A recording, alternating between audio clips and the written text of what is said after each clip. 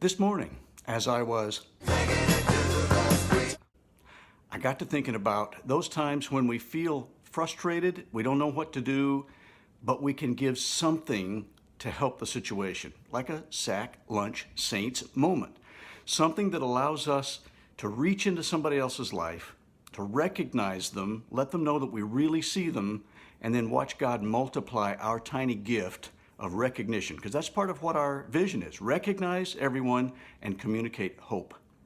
So I was at the Secretary of State's office last week trying to renew my driver's license. Not as easy as one might think. I thought, oh, since they've gone to an appointment system, no big deal.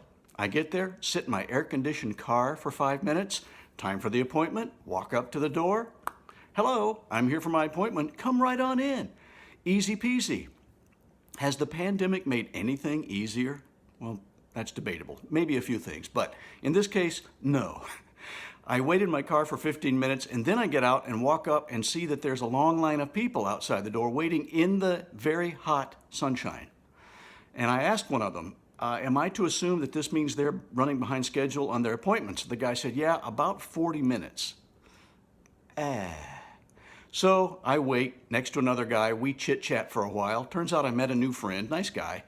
But when I finally did get in, all of us are sweaty, our faces are bright red from being outside, and the lady behind the counter looks at me like, this is the end of the day.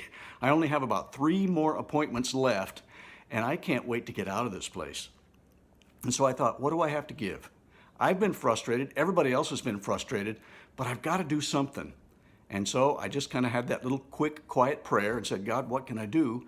And that phrase, recognize everyone and communicate hope, came up, and I thought, I can just recognize her. I can let her know that I see what she's going through. So I said, through my mask, you know what I mean?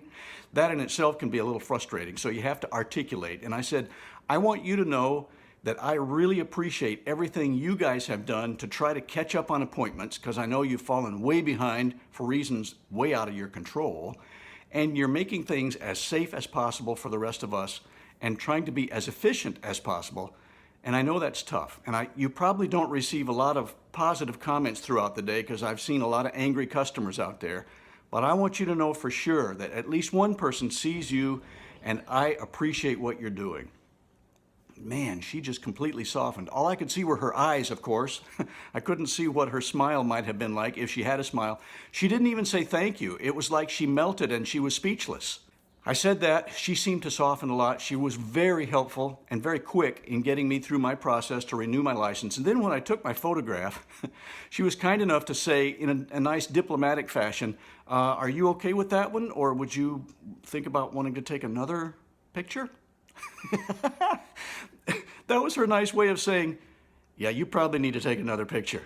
So I looked at the picture that she had taken. I was bright red. I had mask lines around my face.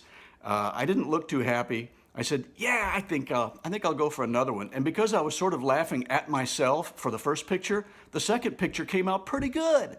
I can't wait to show it to people.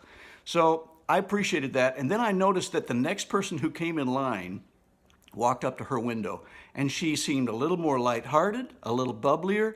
She seemed kind of happy to be there dealing with her.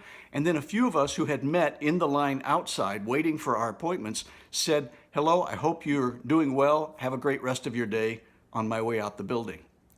It showed me that even if we don't feel like we have anything, if we have the love of Jesus and we just recognize people, first word in our vision, recognize everyone and communicate hope. That in itself is enough to de-escalate a difficult situation and to show them that we care about them the way Jesus cares for us.